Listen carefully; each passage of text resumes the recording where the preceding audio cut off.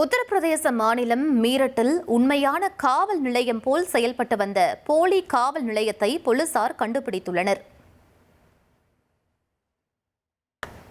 மீரட்டில் போலி காவல் அதிகாரி, ஆய்வாளர் மற்றும் காவலர் போல் வேடமிட்ட 3 பேர் பொதுமக்களை மிரட்டி பணம் பறித்ததாக கூறப்படுகிறது. இந்த கும்பல் போலியான முதல் தகவல் அறிக்கைகளை காட்டி கைது, சிறை மற்றும் காவல்துறை நடவடிக்கை எடுப்பதாகவும் மிரட்டியுள்ளனர்.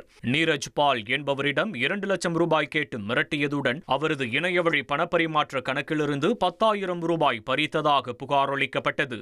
இதையடுத்து ராகுல் பால், ஆகாஷ் உள்ளிட்ட 2 பேரை போலீசார் கைது செய்தனர். போலி காவல்துறை ஆவணங்கள், முத்திரைகள், சீருடைகள், வாக்கி டாக்கிகள், மடிக்கணினி உள்ளிட்ட பொருட்கள் பறிமுதல் செய்யப்பட்டன. தலைமறைவான மற்றவர்களை பிடிக்க போலீசார் தொடர்ந்து தேடுதல் வேட்டை நடத்தி வருகின்றனர்.